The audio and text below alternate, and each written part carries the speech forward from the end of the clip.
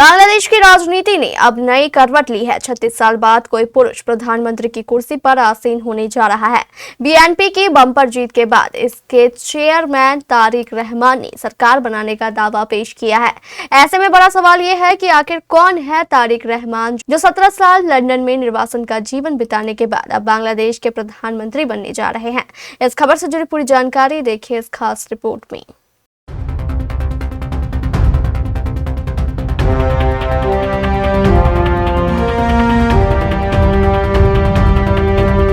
बांग्लादेश चुनाव में प्रचंड जीत के बाद अब बांग्लादेश नेशनलिस्ट पार्टी के चेयरमैन तारिक रहमान देश के अगले प्रधानमंत्री बनने के लिए तैयार है।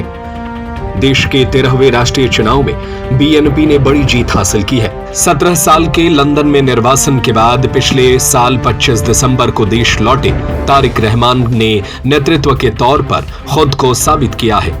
बांग्लादेश चुनाव के नतीजों के अनुसार तारिक रहमान ने ढाका 17 और बोगुरा 6 दोनों सीटों पर जीत हासिल की है। भारत के प्रधानमंत्री मोदी ने रहमान को उनकी बड़ी जीत के लिए बधाई दी और एक लोकतांत्रिक, प्रगतिशील और सबको साथ लेकर चलने वाले बांग्लादेश का समर्थन देने का वादा किया।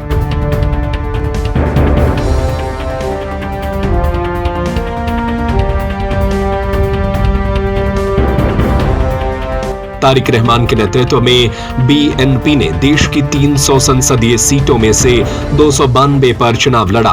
बाकी सीटें इसने सहयोगियों के साथ साझा किया। बीएनपी का सामना देश की सबसे बड़ी इस्लामिक पार्टी जमाते इस्लामी के नेतृत्व वाले 11 पार्टियों के गठबंधन से था। लेकिन मतदान से करीब 1.5 महीने पहले देश वापसी करने वाले तारिक रहमान ने पार्टी में जान फूंक दी और इसे प्रचंड बहुमत तक पहुंचा दिया।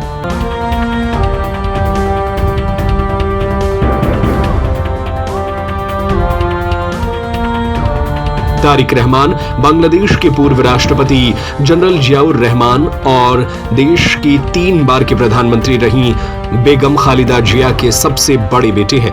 वह पिछले 17 सालों से लंदन में निर्वासन में रह रहे थे और 25 दिसंबर 2025 को ढाका लौटे थे। देश लौटने के कुछ समय बाद बीमार चल रही खालिदा जिया का निधन हो गया और रहमान को बीएनपी का प्रमुख चुना गया।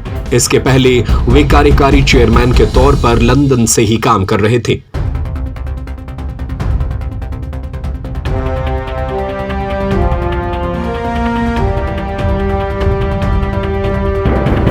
तारिक रहमान को बीएनपी का डार्क प्रिंस कहा जाता है। 2005 में अमेरिकी विदेश विभाग के एक केबल में रहमान को इस नाम से संबोधित किया गया था, जिसे बाद में विकिलीक्स ने रिलीज किया था। केबल में बांग्लादेश के अंदर राजनीतिक विरोधियों के खिलाफ हिंसा में तारिक रहमान के शामिल होने का जिक्र किया गया था। साल 2001 से 2006 तक बीएनपी और जमाते इस्लामी के गठबंधन वाली सरकार के दौरान खालिदा जिया प्रधानमंत्री थीं, लेकिन असली बॉस रहमान को ही माना जाता था।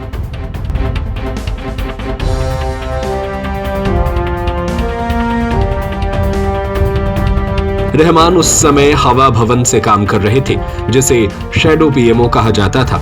यह 1-2 मंजिला इमारत थी जिसमें एक विंड टनल था।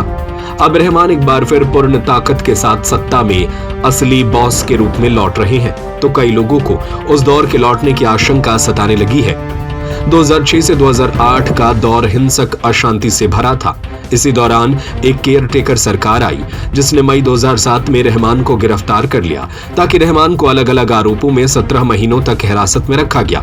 इस दौरान रहमान को टॉर्चर किए जाने की बात भी सामने आई। हाल ही में एक पूर्व आर्मी चीफ ने बांग्लादेश के इंटरनेशनल क्राइम ट्रिब्यूनल के सामने बयान में इसके बारे में जानकारी दी थी। उन्हें मनी लॉन्ड्रिंग समेत कई मामलों में दोषी ठहराया गया। हसीना की हत्या के साजिश के मामले में भी दोषी पाया गया। 2024 में छात्र विद्रोह में शेख हसीना के तख्ता पलट के बाद उनके खिलाफ फैसले पलट दिए गए थे और अब तारिक रहमान देश के प्रधानमंत्री बनने जा रहे हैं।